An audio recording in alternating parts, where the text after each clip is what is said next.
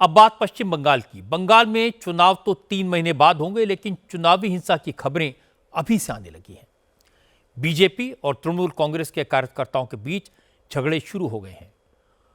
कोलकाता के सारखेर बाजार इलाके में ममता बनर्जी के सपोर्टर्स ने बीजेपी की सभा में हंगामा किया, तोड़फोड़ की और मंच को आग के हवाले कर दिया। पता लगा कि झगड़े की शुरुआत माइक के शोर को लेकर हुई। असल में सारखेर बाजार में बीजेपी सांसद और त्रिपुरा के पूर्व मुख्यमंत्री बिप्लब देब की छोटी रैली हो रही थी। इससे थोड़ी दूर तृणमूल कांग्रेस के पार्षद सुदीप पोली ऑल बंगाल बैडमिंटन टूर्नामेंट आयोजित कर रहे थे। बीजेपी की रैली में बिप्लब देब ने भाषण देना शुरू किया तो तृणमूल कांग्रेस के नेताओं ने लाउडस्पीकर की आवाज को लेकर विरोध करना शुरू किया।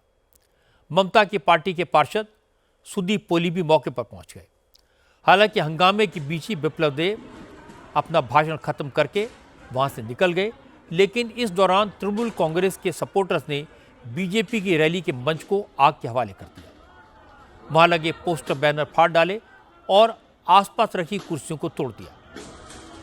जब आग बुझ गई तब पुलिस पहुंची। हालांकि पुलिस ने अभी तक कोई कंप्लेंट दर्ज नहीं की है। बीजेपी के नेताओं ने कहा कि ममता की पुलिस भले ही एक्शन न ले, लेकिन पश्चिम बंगाल की जनता सब देख रही है। तापस रॉय ने कहा कि पहले लेफ्ट फ्रंट के नेता इसी तरह की गुंडागर्दी करते थे। बंगाल में उनका जो हाल हुआ वही हाल ममता बनर्जी का भी होगा। देखिए, बात ये आग लेके खेल रहा है। जिन लोगों ने खेल रहा है, खिलवा रहा है, इसका भी परिणाम सुखद नहीं। पुलिस का सामने पुलिस था, प्रोग्राम ये तो पुलिस को इंटीमेट करके परमिशन लेके किया गया था। ऐसा इसके पहले भी बहुत सारे शासक दल ऐसा काम किए थे, लेकिन उन लोग का भविष्य परिणाम अच्छा नहीं निकला हुआ, तो इसका भी ऐसा ही होगा। No governance. देखिए, आप बोल सकते हैं बैड, आप बोल सकते हैं गुड, आप बोल सकते हैं वर्स्ट। बंगाल में नो गवर्नेंस। बीजेपी ने सबूत के तौर पर सारखेर बाजार इलाके में हंगामे का वीडियो जारी किया, जिसमें तृणमूल कांग्रेस के नेता सुदीप पोली भीड़ को उकसाते हुए दिखाई दे रहे हैं। सुदीप पोली ने भी माना कि वो मौके पर गए थे, लेकिन झगड़ा बीजेपी के लोगों ने शुरू किया। सुदीप पोली ने कहा कि बीजेपी सिर्फ एक तरफा वीडियो दिखाकर माहौल बना रही है।